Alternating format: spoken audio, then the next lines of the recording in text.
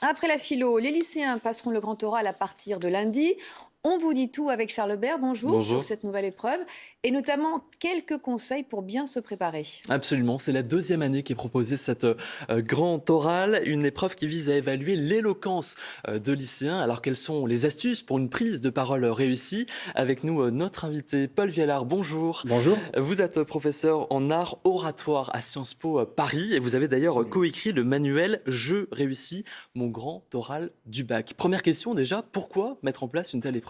Alors, pourquoi? Parce qu'on s'est aperçu qu'en France particulièrement, on avait plutôt peur chez les Françaises et les Français de prendre la parole en public. Hein, ce qui est général, mais Notamment bon, chez les jeunes. tout à fait, notamment chez les jeunes. Et il n'existait pas de formation pour s'entraîner à la prise de parole, pour se donner les compétences. Ça, c'est le premier enjeu du grand oral du bac.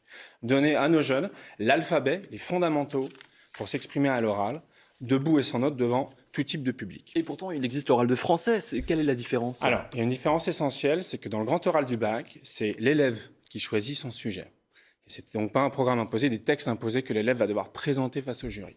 Donc c'est un propos personnel, organisé, structuré, autour d'un exposé initial de 5 minutes et qui doit nourrir ensuite un échange d'1 quart d'heure avec le jury. Et surtout, on est plus sur la capacité à s'exprimer à l'oral plutôt que sur les connaissances.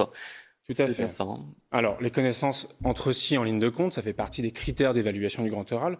Il y a 4 grands critères: la qualité des connaissances, la qualité d'argumentation, la qualité de l'interaction avec le jury, et puis enfin, la qualité oratoire. Alors, si vous nous rejoignez, que vous êtes lycéen ou parent de lycéens, vous pouvez poser toutes vos questions dès maintenant avec le QR code qui s'affiche en bas de votre écran. Alors, pour bien comprendre ce grand oral, comment se déroule-t-il? Regardez, ça dure 40 minutes en tout. 20 minutes de préparation, 5 minutes de prise de parole, debout et sans prise de notes, c'est important de le préciser, 10 minutes de questions-réponses, puis un échange sur le projet d'orientation. Paul Viellard, justement, le cœur de ce grand oral, c'est cette intervention de 5 minutes. Justement, est-ce qu'on apprend tout par cœur ou est-ce qu'on apprend seulement des mots-clés? Alors, moi, je déconseille d'apprendre tout par cœur. Pourquoi? Parce que quand on apprend par cœur, notre attention, elle est sur le script qu'on visualise dans sa tête. Moi, je recommande vraiment d'être dans l'interaction avec le jury. Alors, évidemment, il faut des jalons solides. Je conseille aux lycéens, aux lycéennes d'apprendre notamment leur introduction, leur conclusion, le point de départ et le point d'arrivée. Et ensuite, parce que c'est comme pour l'avion, le décollage et l'atterrissage, ce sont les moments clés. Et puis, Ouais. vous le dites aussi dans votre livre, les transitions sont importantes. Absolument, ouais, les chevilles entre les idées principales. Donc évidemment, on attend des lycéens et des lycéennes qu'ils aient la structure de leurs propos claire en tête, mais c'est surtout les transitions qui permettent de passer d'une idée à l'autre, qui vont faire la qualité, notamment de la prise de parole, mais aussi qui vont aider à la mémorisation. Alors regardez justement cette question qui nous parvient. Dois-je répéter encore et encore jusqu'à la perfection? Alors, première chose, c'est la perfection, ça n'existe pas en prise de parole. Vous savez, vous pouvez méditer ce très beau vers de Victor Hugo qui disait « l'imperfection, c'est la cime ». Alors l'entraînement, bien sûr, et c'est très important de ne pas considérer l'écriture, la mise au point du propos comme le point final de la préparation. Il faut s'entraîner à le dire à l'oral. Et justement, on s'entraîne devant qui? Tout seul devant un miroir ou devant un parent, un ami? Alors tout à fait, je recommande qu'on s'entraîne devant un public, puisqu'évidemment dans la prise de parole, il y a moi qui prends la parole, puis il y a l'auditoire auquel je m'adresse, ou mon jury le jour J de l'épreuve. On peut donc s'entraîner devant ses camarades, ses parents. Si on n'a personne, on se filme ou on s'enregistre.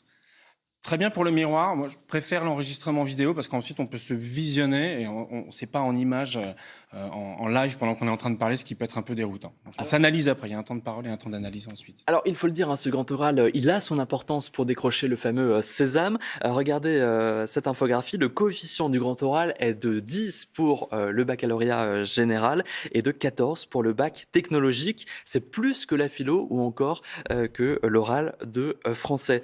Paul Vialard, le jour de l'épreuve, justement, comment on gère ce stress? Oui, alors évidemment, il y a de l'enjeu, il y a un coefficient élevé. C'est la dernière épreuve du baccalauréat, donc le stress est bien présent. Oui. Le premier outil pour lutter contre le stress, c'est déjà la préparation qu'on aura faite. Ensuite, le jour J, il est important de gérer à la fois son mental et à la fois son physique. Donc, au niveau du mental, on peut pratiquer la technique de la visualisation. C'est ce que font les grands sportifs. C'est Les grands- s'imaginer en les grands fait la athlètes. scène telle Exactement. qu'elle sera. Se la répéter plusieurs fois, utiliser son cerveau comme simulateur non pas de vol, mais d'émotion. Et justement, on a une question. Doit-on rester statique devant le jury ou au contraire, peut-on marcher? Est-ce que ça peut apporter quelque chose? Alors, il n'y a pas d'interdiction déjà d'utiliser l'espace dans lequel on se trouvera le jour de l'épreuve. On peut bien sûr l'utiliser, marquer peut-être différents temps de sa prise de parole.